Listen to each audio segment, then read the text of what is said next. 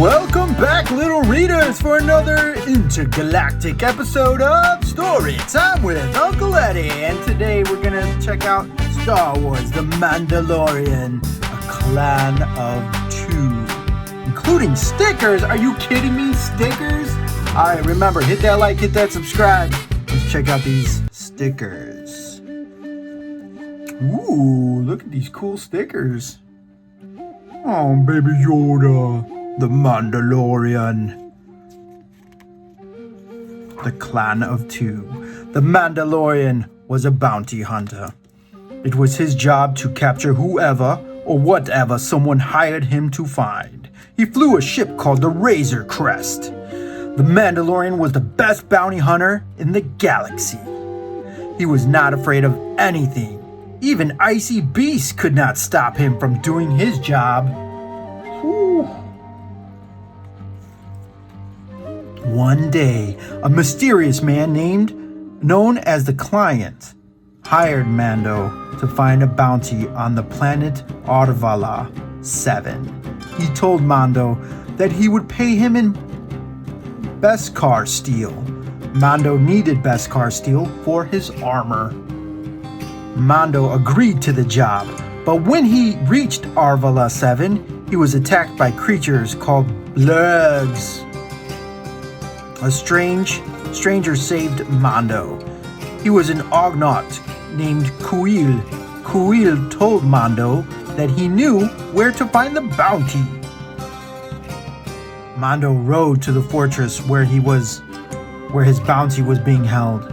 When he got there, he found that a droid named IG-11 was hunting the bounty too. The fortress's guards began firing on the droid. The droid fired back. Mando knew there was only one way to capture his bounty. He had to get past the guards. He jumped into battle with IG-11. Finally, Mando and IG-11 defeated the guards. Inside the fortress, they found their bounty. It was just a child. IG-11 raised his blaster. He had orders to hurt the child. Mando could not let that happen. He stopped the droid. Mando was eager to deliver the child and get his payment. But when he reached his ship, he found that a group of Jawas had stripped it of its parts. Kuiil helped Mando make a deal with the Jawas. They would give him his ship parts back if he could bring them an egg from a dangerous Mudhorn's cave. Mando tried to sneak past the Mudhorn, but it was too fast for him. He tried to fight off the Mudhorn, but it was too strong for him. Time after time, the beast knocked him to the ground. Then, just when Mando couldn't take no more, the child raised his hand. The Mudhorn rose into the air, unable to move. While the Mudhorn was frozen in the air, Mando stabbed the creature, defeating it. Entering the Mudhorn's cave, Mando retrieved the egg. He gave it to the Jawas, who returned his ship parts. Mando repaired his ship, thanked Kuiil, and took off. He had a bounty to deliver. Mando took the child to the Client. In exchange, Mando was given more bars of Beskar steel. The child cried as he was taken away. Mando took the steel to the armorer, who melted it into new armor. The Mandalorian had done his job, but he could not stop thinking about the child. He decided to get the child back. Mando returned to the Client's safe house and took the child, but as he stepped outside, he found himself face to face with an army of other bounty hunters. Mando looked at the bounty hunters, he looked at the child, and then he fired. The bounty hunter shot back. Suddenly, a loud noise filled the sky. Looking up, Mando saw the rest of his people, the Mandalorians. They had come to help him.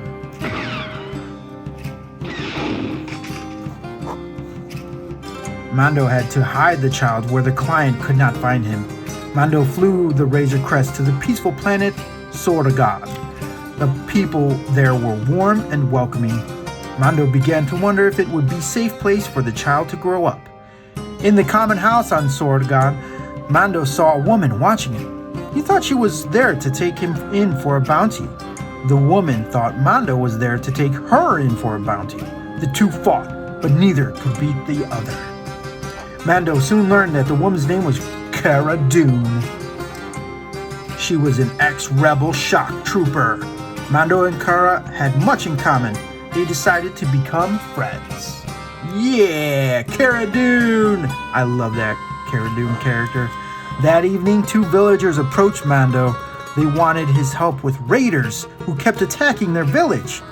Mando asked Cara for help.